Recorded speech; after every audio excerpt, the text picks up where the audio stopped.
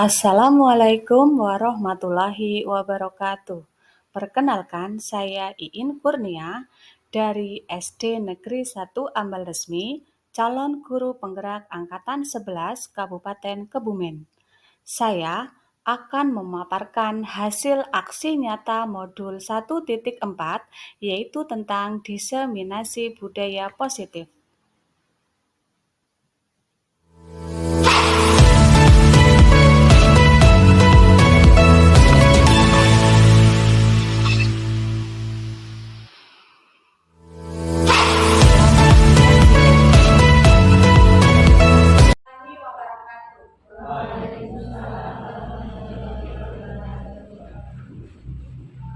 Kepada Bapak Kepala Sekolah Pak Sunyanto yang saya hormati, kepada Bapak Ibu Guru yang saya hormati pula, beserta Bapak Ibu Wali kelas 1 yang saya sayangi. Ya, pertama-tama marilah kita panjatkan puja dan puji syukur kehadirat Allah Subhanahu wa taala yang telah memberikan rahmat dan hidayahnya kepada kita semua sehingga kita dapat berkumpul di sini dalam acara diseminasi budaya positif. Sebelumnya salam dan sholawat kita haturkan kepada junjungan Nabi kita, Nabiullah Nabi Muhammad SAW. Semoga kelak kita akan mendapatkan syafaatnya di yaumul akhir. Amin amin Allahumma amin. Perkenankan saya di sini akan menyampaikan aksi nyata diseminasi yaitu budaya positif. Perkenalkan dulu, saya adalah calon guru penggerak Angkatan 11 dari Kabupaten Kebumen yang telah melaksanakan pendidikannya mulai sepertiga ini. Mudah-mudahan kedepannya akan diberikan kelancaran dan kesehatan. Iya, langsung saja boleh kunci. Ya, baik. Sebelum kita mulai acara pada hari ini, kita bikin kesepakatan komunitas dulu ya Bapak Ibu.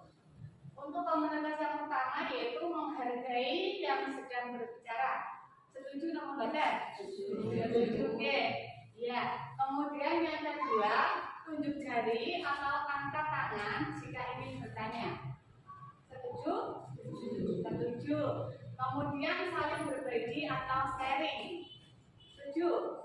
Oke, setuju. Mungkin ada tambahan dari Bapak Ibu atau koreksi ini kurang tepat beliin, baiknya seperti ini. Ada atau tidak? Boleh sekali. Sudah cukup, oke? Ya, baik. Kita lanjutkan slide berikutnya. Ya, susunan acara yaitu pembukaan, kemudian yang kedua inti yaitu nanti akan diisi dengan penyampaian materi, kemudian yang ketiga penutup. Untuk pembukaan kita awali dengan doa membaca basmalah bersama-sama. Bismillahirrahmanirrahim. Terima kasih Bapak Ibu semuanya. Semoga acara pada hari ini akan berjalan dengan lancar. Ya. Kemudian yang kedua adalah menyanyikan Indonesia Raya. Kepada Bapak Ibu, monggo silakan untuk berdiri.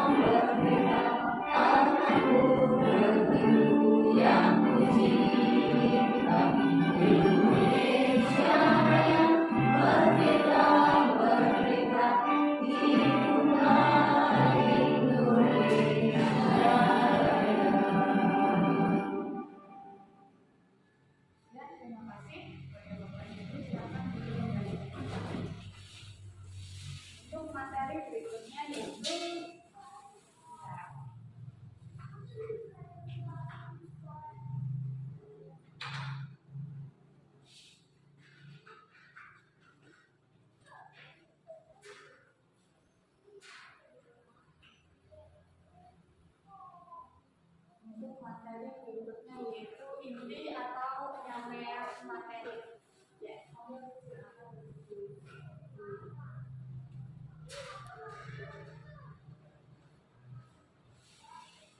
ya, kodrat murid yaitu sesuai filosofi Ki Hajar Dewantara. Kalau kita lihat apa yang Bapak Ibu lihat di situ, ada gambar apa nggih? Padi nggih. Ya, coba kita hubungkan sebenarnya ada hubungan apa antara padi dengan materi yang akan kita pelajari di sana. Bahwa pendidikan, jadi sesuai filosofi Ki Hajar Dewantara itu, bahwa pendidikan bukan pabrik yang siap mencetak murid agar sesuai dengan kebutuhan pasar, yang siap dijual dan yang tidak sesuai dibuang.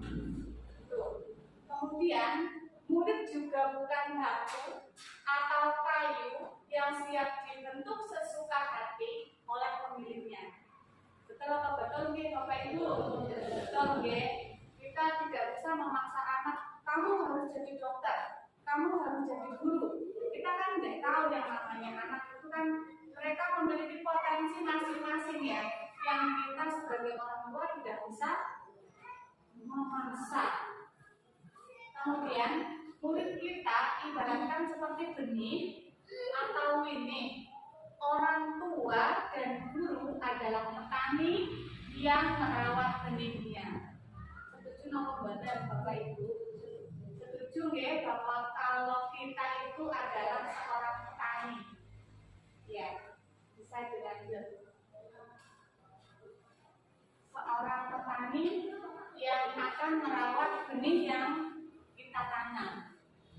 Orang tua tidak pernah tahu benih seperti apa yang dititipkan Tuhan.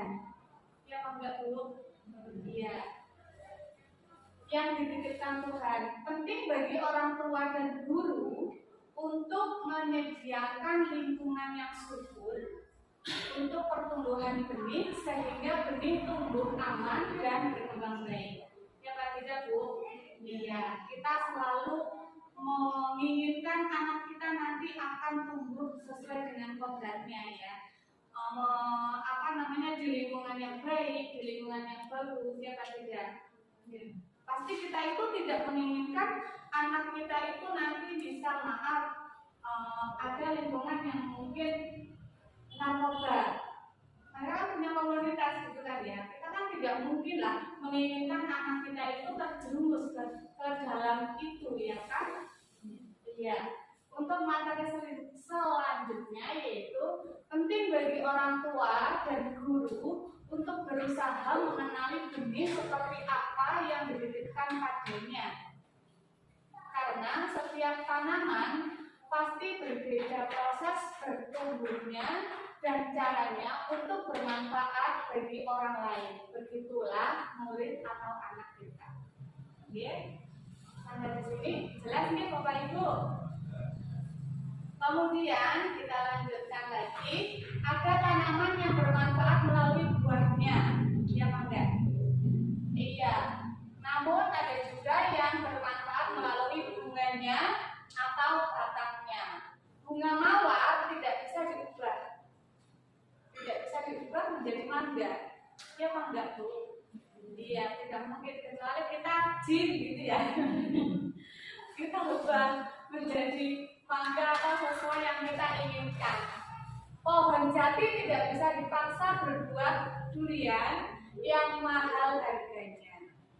Nah, oleh karena itu dari ketiga materi tersebut, Ki Hajar Dewantara memberikan pesan kepada kita atau memberikan nasihat kepada kita bahwa anak-anak hidup dan tumbuh sesuai kodratnya sendiri. Pendidik atau guru hanya bisa merawat dan menuntun tumbuh kembangnya murid. Ya, sepemahaman ya antara. Nah ini kebetulan orang tua dan guru berkumpul bersama. Jadi kita menyatukan persepsi bahwa kita itu dalam mendidik anak seperti ini loh. Oke, jadi biar nyambung. Nanti di di sekolah sudah dikaji seperti ini, terus nanti kalau di sekolah di rumah ternyata ternyata berbeda dengan di sekolahan, mungkin nanti anak akan bingung, lah ini yang benar yang mana, guru-guruku apa orang tuaku gitu. Ya, kita lanjut. Baik, konsep inti budaya positif yaitu akan kita pelajari. Pertama tentang perubahan paradigma belajar, yang kedua disiplin positif, kemudian nilai-nilai kebajikan, kemudian kebutuhan dasar manusia, dilanjutkan dengan motivasi perilaku manusia, kemudian posisi kontrol guru, kemudian keyakinan kelas, dan yang terakhir adalah segitiga restitusi. Ya. Untuk yang pertama kita pelajari bersama yaitu tentang pembelajaran dengan paradigma baru. Pembelajaran paradigma baru itu bagaimana sih? Kalau kita lihat gambar yang di sini, kita lihat anak sedang ngapain, Bu? Sedang bermain. Selintas kalau kita melihat bermain kayaknya nggak ada gunanya, guys. Ya kan, bermain hanya selekoran, sepertinya nggak ada kebermanfaatan sedikit pun seperti itu. Tapi kita lihat dulu. Jadi yang namanya pembelajaran dengan paradigma baru itu pembelajaran yang dirancang berdasarkan prinsip pembelajaran berdiferensiasi, sehingga para peserta didik belajar sesuai kebutuhannya berdasarkan tahap perkembangan sesuai teori psikologi modern untuk mewujudkan profil pelajar Pancasila. Ya, jadi yang namanya pembelajaran pada saat ini itu guru dituntut untuk melaksanakan pembelajaran berdiferensiasi.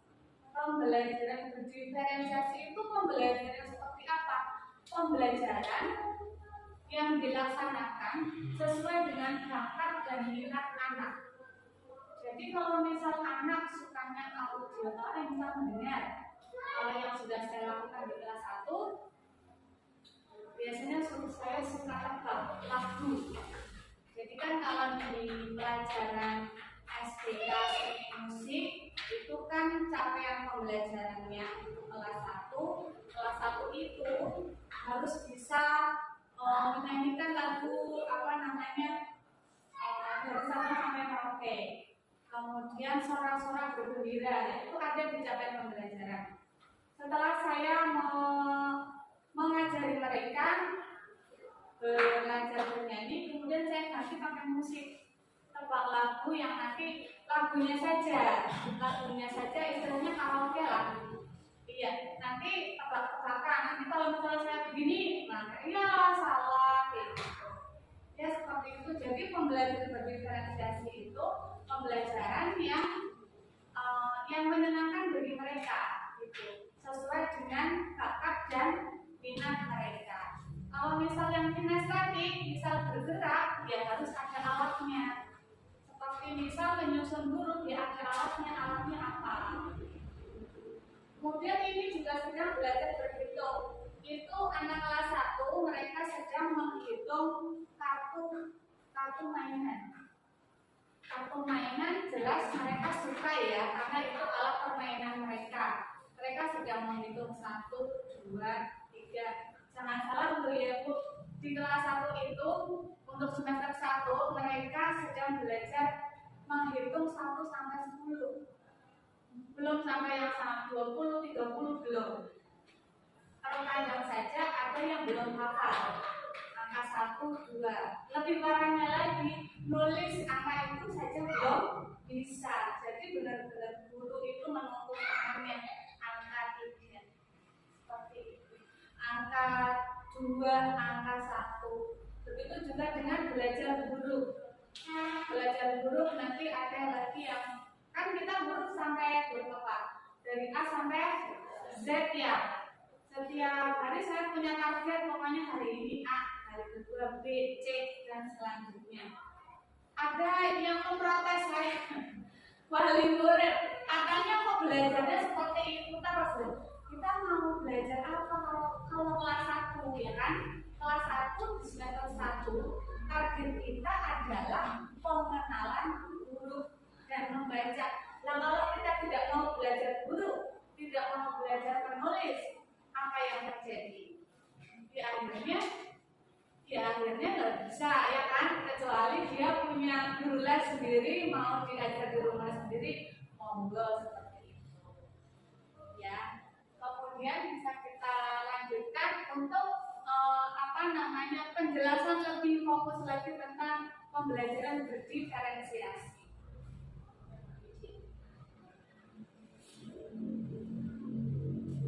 Apa itu pembelajaran berdiferensiasi?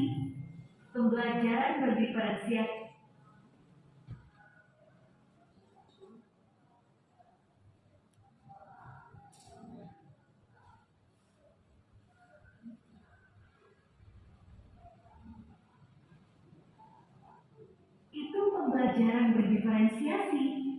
Pembelajaran berdiferensiasi adalah teknik instruksional atau pembelajaran di mana guru menggunakan berbagai metode pengajaran untuk memenuhi kebutuhan individual setiap siswa sesuai dengan kebutuhan mereka. Kebutuhan tersebut dapat berupa pengetahuan yang ada, gaya belajar, minat, dan pemahaman terhadap mata pelajaran.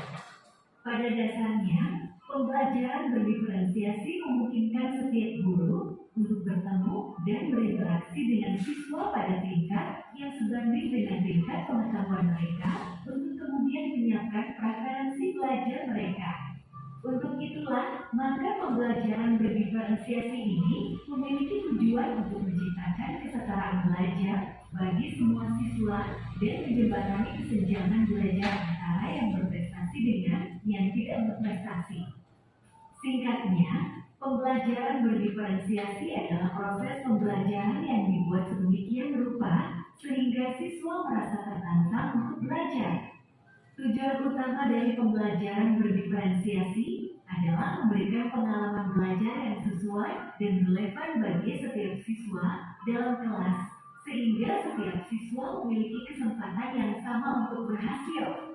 Penting untuk dicatat bahwa beberapa siswa pasti memiliki tingkat pengetahuan yang baik tentang suatu topik belajar tertentu, sedangkan siswa yang lain tidak, karena siswa tersebut memiliki pengetahuan yang sama sekali baru dengan topik tersebut.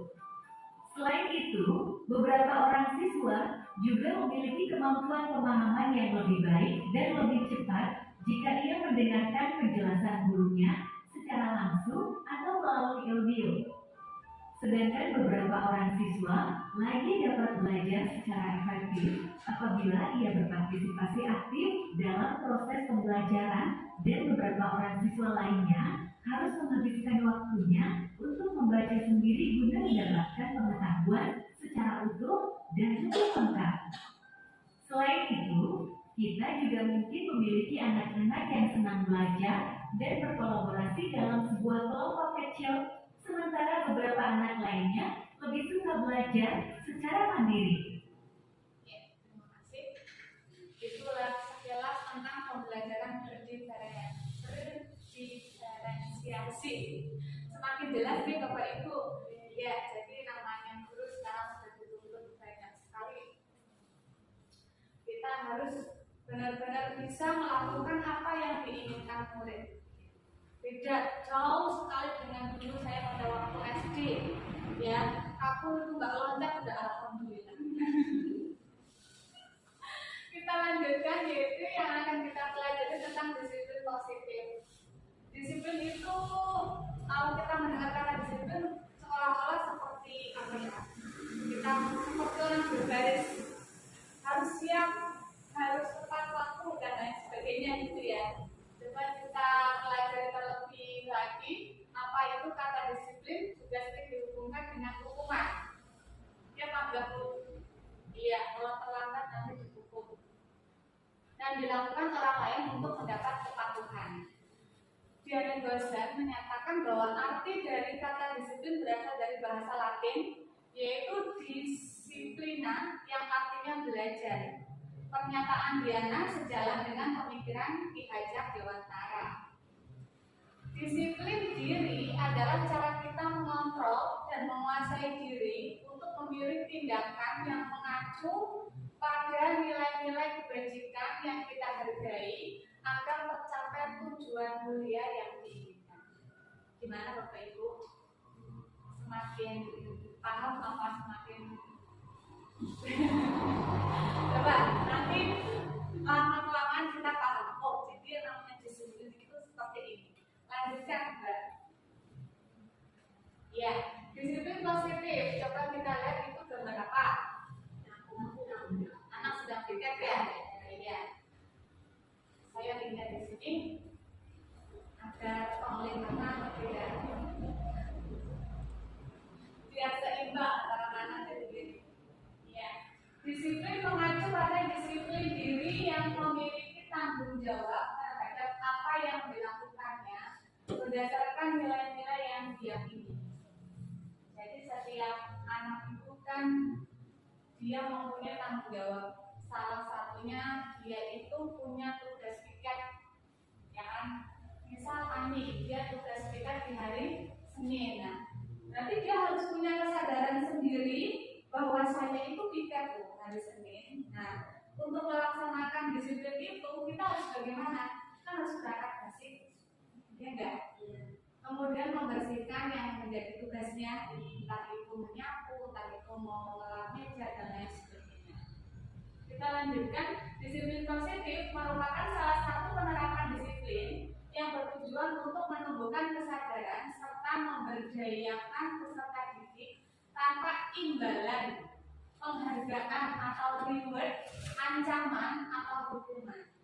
Ya, jadi benar-benar oh saya pikir saya harus berangkat basic supaya nanti pada saat mau pembelajaran semuanya sudah bersih, siap untuk belajar. Itu yang namanya disiplin diri, kesadaran ada dalam diri. Bukan berarti saya harus pikir, kalau nggak pikir aku nanti dimarahin guru atau teman-teman. Itu namanya belum disiplin. Salah satu tujuan kita sebagai pendidik adalah menumbuhkan karakter peserta didik yang memiliki disiplin diri sehingga mereka berperilaku mengacu pada nilai-nilai kebajikan universal dan memiliki motivasi intrinsik dalam perubahan perilaku ke arah yang lebih baik. Jadi kalau sudah ada kesadaran, berarti kesadaran saya pikir, tapi yang saya jelaskan, berarti dia sudah memiliki motivasi intrinsik, motivasi yang ada di dalam diri anak itu, bukan karena saya takut nanti dimarahin itu guru, saya takut nanti dimarahin teman-teman dan lain sebagainya. Bukan itu yang dilanjut berarti. Nah, kita lanjutkan nilai-nilai kebajikan universal itu yang seperti apa? Yang pertama, kita akan pasti tidak mungkin ya kita itu tidak menginginkan anak yang beriman, bertakwa kepada Tuhan Yang Maha Esa dan berakhlak mulia. Kan dia seperti itu, ya? Pasti kita menginginkan itu. Kemudian berkebinekaan global, bergotong royong, kemudian kreatif, bernalar kritis dan mandiri. Kemudian nilai-nilai kebajikan itu apa? Yaitu sifat-sifat positif manusia yang merupakan tujuan mulia yang ingin dicapai setiap individu. Ya bangga Bapak Ibu. Pasti kita menginginkan anak kita seperti ini kan? Agamanya bagus, akhlaknya bagus, berkebinekaan global, bisa bersosialisasi, gotong royong setiap ada pekerjaan, ayo kita kerjakan bareng-bareng. Kemudian kreatif, bisa mengerjakan apa, bernalar kritis dan lain sebagainya. Lanjut, kebutuhan dasar manusia. Ya, yang akan kita pelajari lagi itu kebutuhan dasar manusia. Kebutuhan dasar manusia adalah segala sesuatu yang kita lakukan untuk mendapatkan apa yang kita inginkan. Seluruh tindakan yang kita lakukan memiliki tujuan tertentu dan semua usaha terbaik yang kita lakukan adalah dalam rangka agar kebutuhan dasar kita terpenuhi dengan baik. Ya, Pak. Oke, ya. Kita lanjutkan kebutuhan dasar manusia. Kebutuhan dasar manusia itu apa saja? Yaitu yang pertama adalah bertahan hidup. Makanya kita bekerja dan lain sebagainya itu Karena kebutuhan dasar yaitu bertahan hidup survival adalah kebutuhan yang bersifat fisiologis. Sandang pangan papan itu kebutuhan pokok yang harus kita miliki, kita dapati. Kemudian selain itu adalah kasih sayang dan rasa diterima. Ya tidak. Dalam segerombolan teman, apabila ada satu anak yang tidak mau bergerombol, pasti dia punya masalah. Entah itu malu, entah itu dia tidak diterima oleh teman-temannya. Nah, itu suatu masalah nanti yang harus diselesaikan. Kenapa harus seperti itu? Jadi kasih sayang dan rasa diterima meliputi kebutuhan akan hubungan dan koneksi sosial, kebutuhan untuk memberi dan menerima kasih sayang, dan kebutuhan untuk merasa menjadi bagian dari suatu kelompok. Nah, kemudian yang kedua adalah apa, Bu? Kesenangan. Kali-kali 1 minggu sekali atau 2 minggu sekali bolehlah piknik keluarga, ke Liwis, ke Pantai Ambal, boleh. Karena kita itu sudah mencari kesenangan. Atau tidak pergi juga kita itu bermain dengan keluarga, tebak-tebakan yang menyenangkan, itu juga akan menimbulkan hormon kesenangan kita yang ada kita jadi senang, tidak punya beban itu. Dilanjutkan adalah kebebasan, kemandirian, otonomi, memiliki pilihan dan mampu mengandalkan arah hidup seseorang. Jadi yang namanya manusia itu tidak selamanya bisa diatur.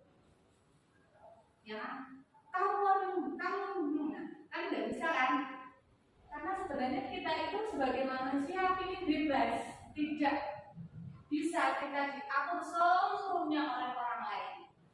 Kemudian dilanjutkan adalah penguasaan, kekuatan menjadi sesuatu, menjadi kompeten, menjadi terampil, diakui atas prestasi dan keterampilan kita, didengarkan dan memiliki rasa harga diri. Kita ngomong dengan teman-teman, tapi nggak boleh mendengarkan.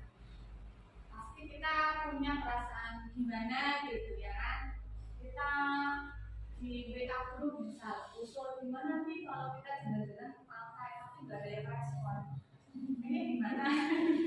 Ya, pernah merasakan Bapak Ibu? Pernah.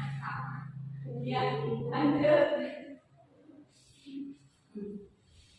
Pertanyaan pemantik. Ya, coba Bapak Ibu jawab. Jawabannya itu setuju atau tidak setuju. Jadi kalau misal hukuman dapat mendisiplinkan anak, setuju atau tidak setuju? Tidak setuju. Ada yang setuju, ada yang tidak setuju. Nggak apa-apa. Nanti kita ada pembahasan di berikutnya. Jadi jawabannya kayak gitu. Kenapa kok tidak setuju? Kenapa kok setuju? Nanti jawabannya ada setuju dan tidak setuju. Kedua, pemberian hukuman dengan hal positif seperti membaca atau membersihkan halaman sekolah dapat meningkatkan disiplin anak. Setuju atau tidak setuju? Setuju. Misal gini, kamu baca Al-Quran 1 juz, nanti ibu kasih uang 30.000. Nah, itu gimana? Akan meningkatkan disiplin anak atau tidak? Setuju atau tidak setuju? Tidak. Setuju enggak? Cuma jangan tua. Jangan tua. Saya ajak jalan-jalan ke mall. Jangan jauh-jauh. Saya ajak ke Pantai Liwis. Setuju atau tidak setuju? Tidak setuju. Tidak setuju ya. Berarti tidak setuju. Memberi penghargaan dapat meningkatkan motivasi belajar anak. Setuju. Setuju. Ya, lanjutkan. Nanti kita jadi begini ya. Motivasi perilaku anak. Yaitu ada motivasi eksternal. Berarti motivasi itu didapat dari luar. Ya. Kemudian coba untuk menghindari ketidaknyamanan atau hukuman. Apa yang apabila saya tidak melakukannya. Jadi dia itu ketakutan. Saya harus berikan karena saya kalau tidak berikan nanti dihukum sama guru. Nah, itu namanya motivasi eksternal. Kemudian lanjut lagi, motivasi eksternal lagi untuk mendapatkan imbalan dari orang lain atau instruksi apa yang akan saya dapatkan apabila saya melakukannya. Nah, seperti tadi, saya mau baca Al-Quran 1 juz, saya akan dapat apa nih? Kalau saya akan dapat, saya akan melakukan. Tapi kalau saya nggak dapat apa-apa, ngapain? Nah, itu. Kemudian motivasi internal, yaitu kesadaran diri yang ada dalam diri kita untuk menghargai diri sendiri. Saya akan menjadi orang yang seperti apa bila saya melakukannya. Tapi tadi kalau misal, jadi dia punya motivasi yang ada dalam diri. Saya mau baca Al-Quran 1 juz 1 hari biar saya pintar ngajinya, biar nanti saya bisa kataman lebih cepat, dan lain sebagainya. Itu adalah motivasi yang ada dalam diri, bukan dari orang lain. Lanjut. Jadi terjawab tadi ya, antara setuju dan tidak setuju. Merdeka, ya, menurut Ki Hajar Dewantara, merdeka itu artinya tidak hanya terlepas dari perintah, akan tetapi juga cakap buat memerintah diri sendiri. Saya mau nyapu, saya mau ngaji, saya mau belajar, bukan diperintah orang lain. Itu yang dimaksud dengan merdeka, gitu loh. Lanjut.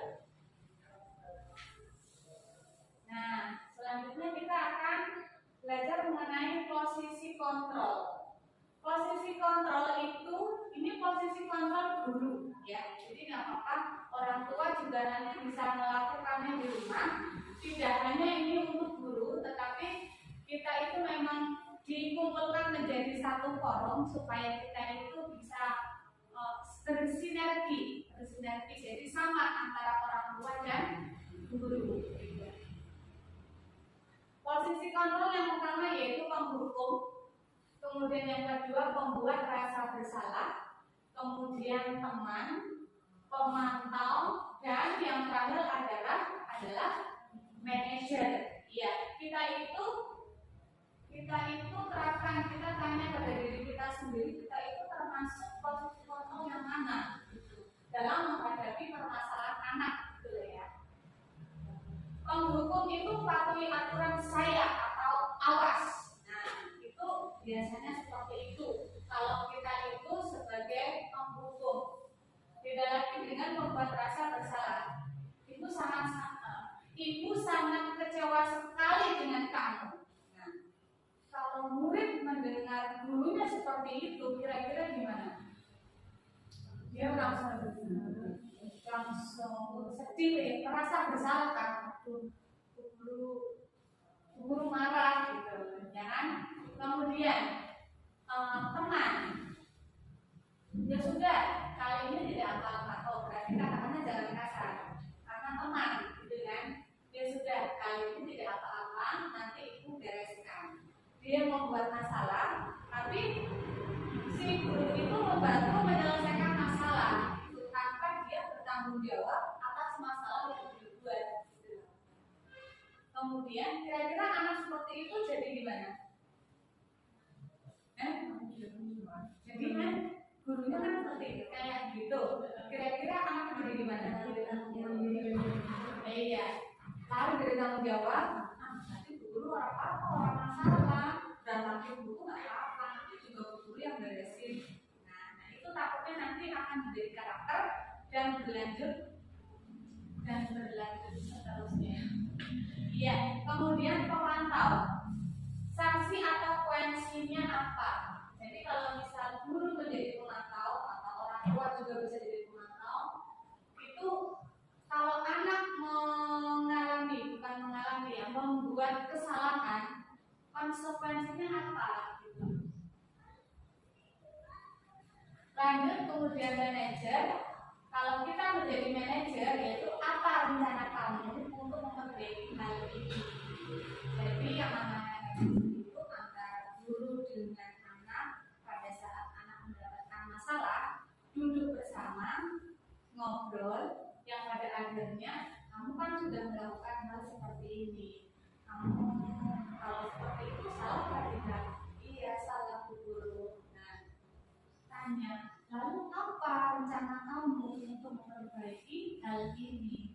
Itu kalau guru sebagai posisi manajer. Orang tua juga boleh seperti itu, tidak hanya guru. Hanya kita belajar bersama supaya nanti panjenengan di rumah dalam menghadapi anak ketika mendapatkan masalah. Oh jadi penyelesaiannya seperti ini loh, bukan diminta-minta. Main HP terus, itu nanti akhirnya ibuku kalah. Makanya semua yang betul adalah guru.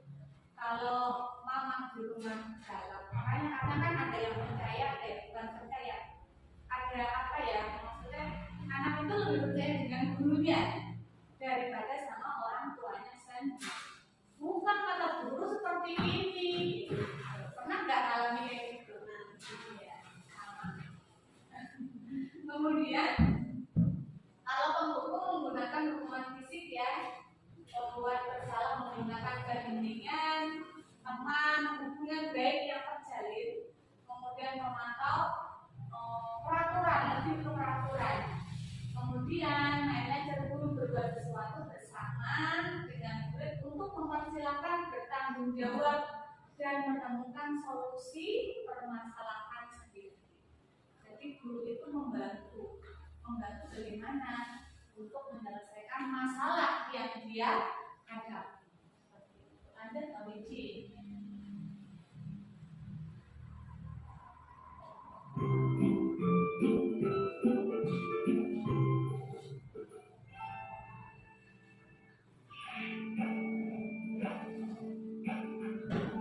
Contoh prakteknya. Lima posisi kontrol. Halo, Bapak Ibu Guru dalam Guru Muda. Video ini akan menampilkan 5 adegan interaksi guru dan murid. Silakan menonton dan merefleksikannya.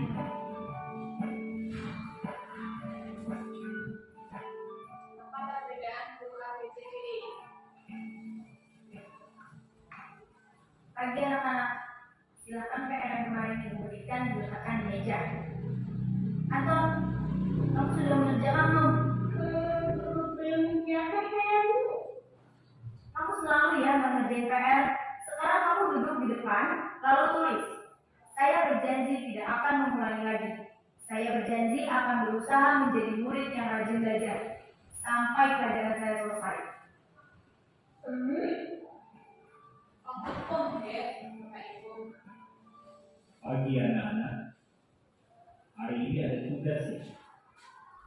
Ada yang belum mengerjakan? Anton, kamu sudah mengerjakan? Belum, Pak. Kamu nggak ngerjain tugas ya. Kamu mau jadi apa nanti? Kamu lihat sekolah sih. Coba bayangkan orang tuamu betapa kecewanya sama kamu. Kamu itu sudah kelas 5, harusnya bertanggung jawab sama dirimu sendiri. Kira-kira apa Bapak Ibu? Membuatkan satu dia. Ya udah, nanti jangan diulangi lagi ya. Kalau kamu rajin, ibu senang lihatnya. Ya, dan tadi apa tuh ya masuknya? Kelas dulu dong. Kita kan teman. Wah, jadi kalau aku lagi, apa ya?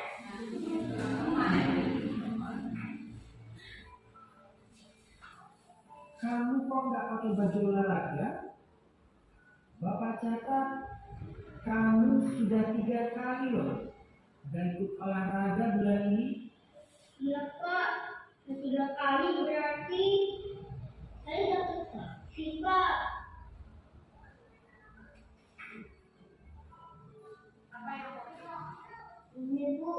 saya mengumpulkan tugas. Maaf ya Bu, saya terlambat mengumpulkan tugas. Kenapa kamu terlambat mengumpulkan tugas? Iya Bu, saya sore dari dulu udah keluar Bu, besok saya kerjain tugas. Kira-kira nih, apa yang bisa kamu perbaiki supaya kamu bisa mengerjakan tugas tepat waktu? Coba, kapan biasanya kamu membantu ibu jualan? Cepet sampai malam Bu. Bagaimana kalau kamu membuat jadwal? Kapan kamu akan mengerjakan tugas?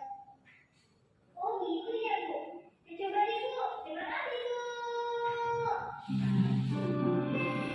Kira-kira seperti itulah nih Bapak Ibu. Jadi yang paling cocok itu kita sebagai orang tua dan guru menjadi apa? Manajer. Ya, seperti itu. Tindakan guru. Ya, coba kita jawab dulu pertanyaan bareng-bareng. Untuk pertanyaan pertama, nanti jawabannya panjenengan pilih itu hukuman atau konsekuensi. Kalau misal mencatat 100 kali di dalam buku penulis kalimat, saya tidak akan terlambat lagi 100 kali karena terlambat sekolah. Hukuman ya, hukuman. Lari mengelilingi lapangan basket 2 kali karena terlambat hadir di sekolah. Hukuman. Ya. Kemudian murid diminta untuk push up 15 kali karena tidak menggunakan masker ke sekolah. Hukuman. Lagi menggantikan kertas tugas teman yang telah dicoret-coret. Konsekuensi ya. Jadi kita bukan coret-coret, ya konsekuensinya apa ya? Nantilah. Kan? Kemudian membersihkan tumpahan air di meja tulis karena tersenggol pada saat belajar. Konsekuensi. Murid disuruh untuk tidak mengenakan sepatu seharian di sekolah karena tidak mengenakan sepatu hitam. Suruh nyeker. Suruh nyeker karena tidak pakai sepatu hitam. Nyeker kamu nggak usah pakai sepatu seharian. Itu hukuman. Lari mengelilingi lapangan basket 2 kali karena terlambat 10 menit untuk pelajaran PJOK. Hukuman atau konsekuensi? Mbak, mati.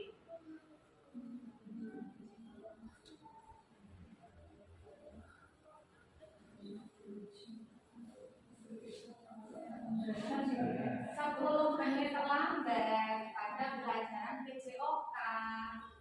PJOK kan olahraga ya? Iya, konsekuensi. Karena pelajaran olahraga biasanya yang dilakukan pertama adalah pemanasan. Kalau 10 menit sudah terlambat, artinya jangan tidak ikut pemanasan. Nah, makanya pengganti pemanasannya karena teman-temannya sudah pemanasan, suruh lari lapangan 2 kali. Tapi kalau misal bukan pelajaran PJOK, yaitu namanya lanjut. Ini jawabannya. Ya, lanjut. Mengapa keyakinan kelas? Keyakinan. Jadi kita lanjut ke keyakinan kelas. Mengapa keyakinan kelas? Mengapa tidak peraturan kelas saja? Jadi kalau dulu saya di SD itu belum ada yang namanya keyakinan. Artinya peraturan. Dilarang, tidak boleh. Dilarang, kamu pusing dengan dilarang, ya kan? Nah, sekarang itu apa namanya? Istilahnya ganti namanya gitu, keyakinan kelas. Coba kita pelajari dulu bersama. Keyakinan kelas bersifat lebih abstrak daripada peraturan yang lebih rinci dan konkret. Kemudian pernyataan keyakinan kelas senantiasa dibuat dalam bentuk universal dan positif yang telah disepakati secara tersirat atau tersurat. Jadi kalau keyakinan kelas itu, misal di kelas 1, tadinya kan namanya peraturan ya, sekarang keyakinan. Itu dibuat bersama antara murid dan guru. Kita buat bareng-bareng.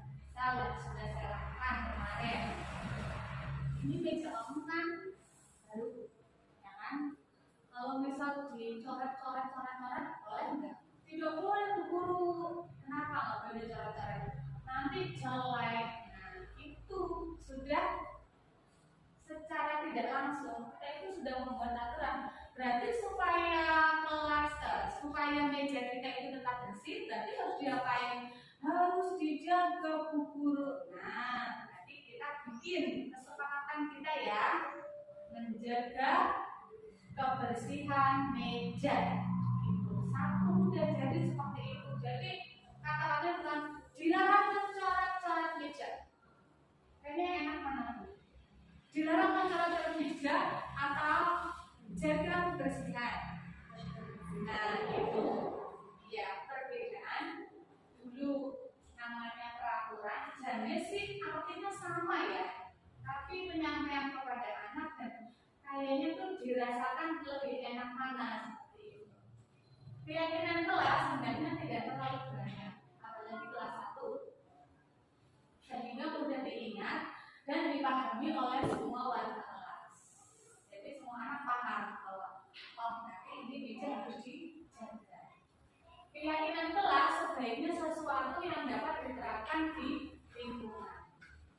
Jadi tidak hanya di kelas, Bapak Ibu di rumah juga boleh membuat kesepakatan seperti itu. Misal, satu hari jajannya harus berapa ribu. Biasanya kan namanya anak dikasih 5.000 sekolah udah habis ya, nanti minta lagi, minta duit terus. Nah, silakan bisa panjenengan praktekkan di rumah, buat kesepakatan gimana caranya supaya anak di rumah ini tidak kebanyakan jajan. Ya, kalau jajan sih, apa ya? Tapi kan terkadang sekarang jajan itu banyak sekali yang kandungan kimianya yang berbahaya untuk kesehatan anak. Lanjut. Nah, ini contoh keyakinan kelas. Yang pertama, bekerja sama menjaga kebersihan kelas. Kemudian saling peduli, yang kelihatan itu, saling peduli, menghargai dan membantu sama lain. Saling peduli, menghargai. Itu kan tidak boleh berantem, tidak boleh. Nah, kalau ini diganti saling menghargai. Jadi kalau menghargai itu kan ya tidak berantem gitu kan ya. Akhirnya outputnya ya nanti anak akan menjaga bahwa kita itu harus saling menyayangi, harus saling menghargai. Kemudian penjaga dan meletakkan barang sesuai tempatnya.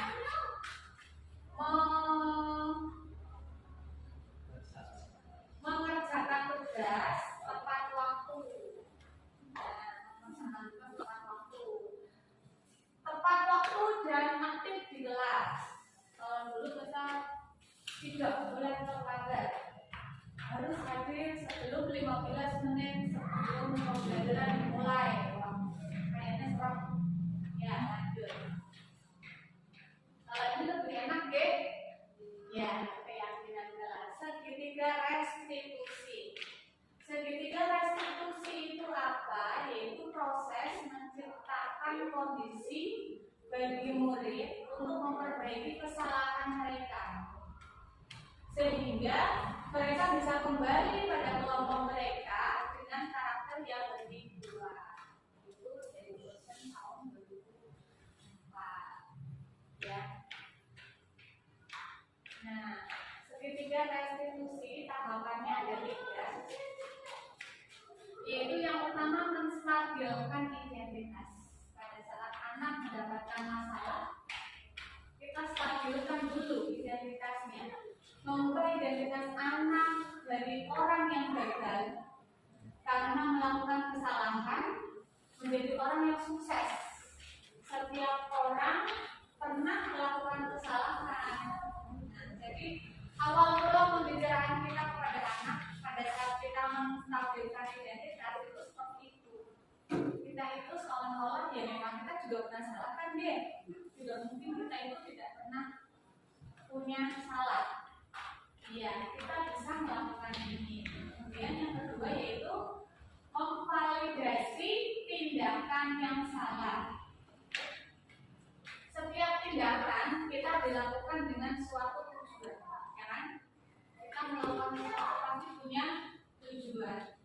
Kamu tentu memiliki alasan mengapa melakukan ini. Bisa saja kamu melakukan hal yang lebih buruk dari ini. Kemudian tahapan yang ketiga yaitu menanyakan keyakinan.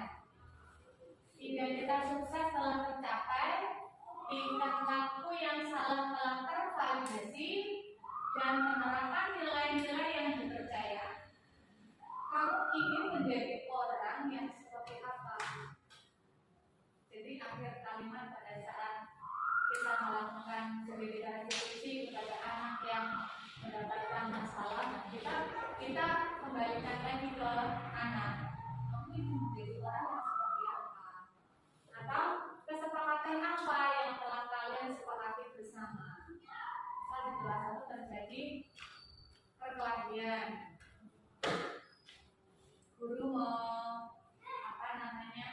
menyelesaikan menggunakan segitiga restitusi di akhir kalimat. Lalu apa yang sudah menjadi kesepakatan kita dalam kelas menghargai itu. Nah, kan nanti ada ini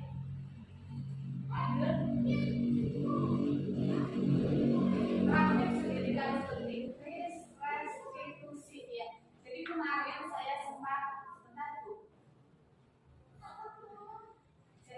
saya sempat melakukan segitiga restitusi dengan anak ini hanya video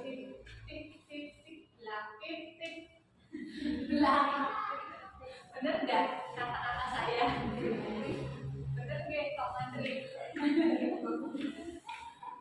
Jadi video itu bukan asli, istilahnya menjadi model gitu lah, mempraktekkan segitiga restitusi ini loh begini.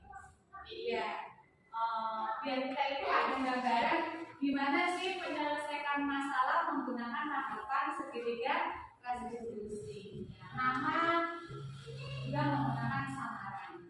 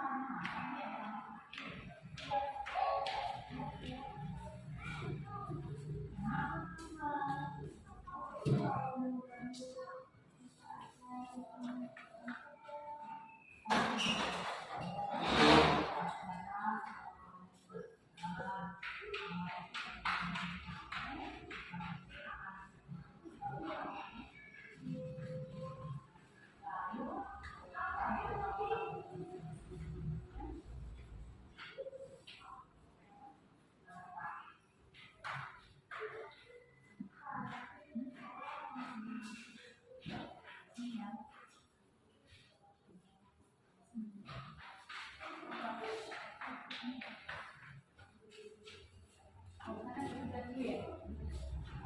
Bentar ya Bapak Ibu. Oh, beda.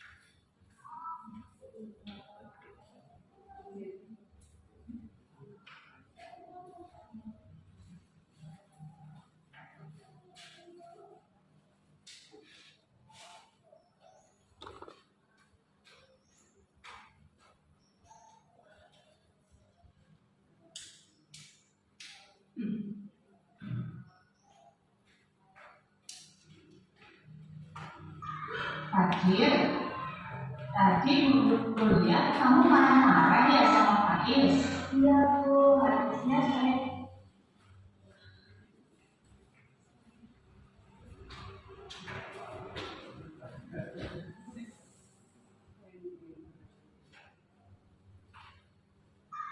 Fadil, tadi Bu lihat kamu marah-marah ya sama Faiz. Iya Bu, habisnya saya Kenapa kesel? Faiz selalu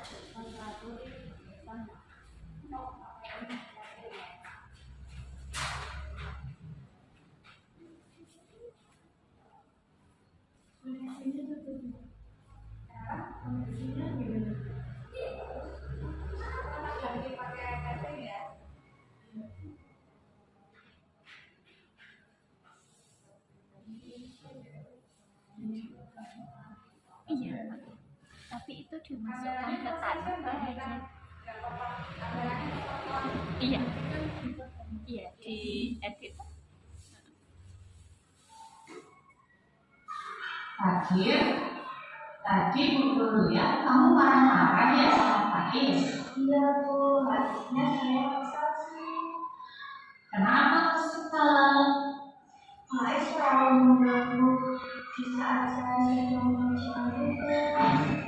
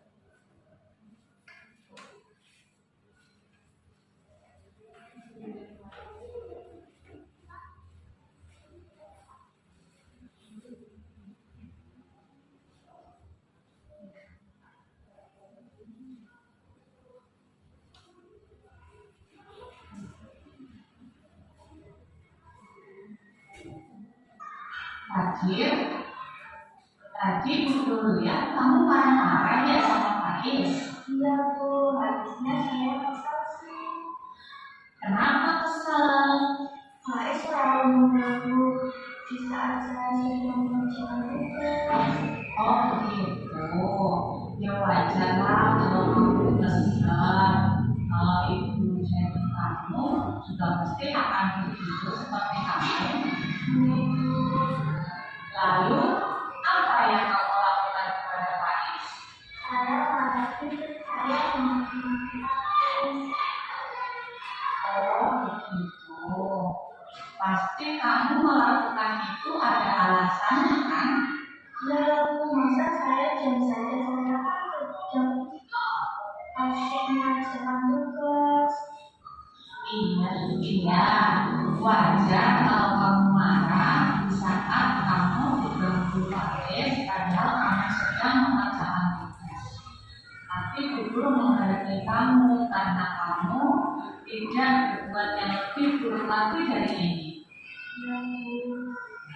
Tapi sekarang coba kamu pikirkan tindakan kamu yang memarahi dan memaki-maki Faiz itu sesuai dengan keyakinan kelas kita tidak? Iya Bu. Menurut kamu keyakinan kelas apa yang sudah kamu langgar? Saling menghormati antar teman Bu. Iya, betul.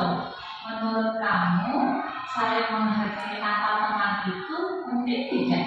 Penting Bu. Baik, kalau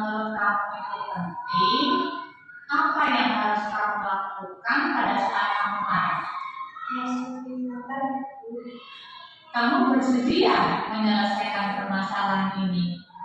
Ya, Bu. Lalu, apa yang akan kamu lakukan untuk menyelesaikan masalah ini, Fajrin? Saya harus memisahkan dan menahan amarah saya. Jika ada teman yang mencontek, saya akan mengatakannya kepada wali kelas atau guru yang sedang mengajar. Luar biasa. Tepat sekali tindakan kamu, Fajrin. Terima kasih. Sekarang kamu kembali ke tempat ya. Terima kasih. Ya, sebegitunya ya kita sebagai orang tua dan guru pada saat menyelesaikan permasalahan yang terjadi pada anak. Jadi benar-benar kita itu harus berhati-hati, tidak boleh mereka sedang mendapatkan masalah tapi malah kita menambah marah, bisa tambah masalah dengan marah atau mengabaikannya dan lain sebagainya. Kita lanjutkan respon murid setelah dia melakukan sedikitnya restitusi.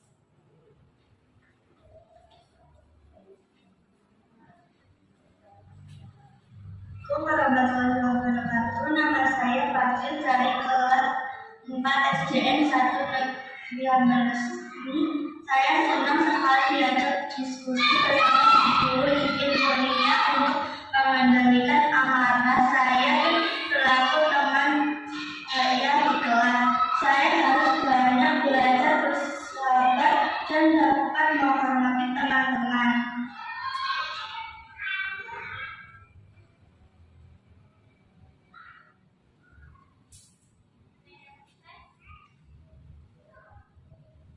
Ya, terima kasih. Akhirnya acara hari ini telah selesai. Saya ucapkan banyak terima kasih ya Bapak Ibu karena sudah meluangkan waktu untuk kegiatan hari ini. Semoga ilmu yang kita pelajari bersama bermanfaat dan dapat kita aplikasikan, baik yang di sekolah kita sebagai guru, baik yang di rumah sebagai orang tua. Kita harus bersinergi untuk membimbing anak kita supaya anak kita menjadi orang yang sukses dunia akhirat. Amin, amin, Allahumma amin.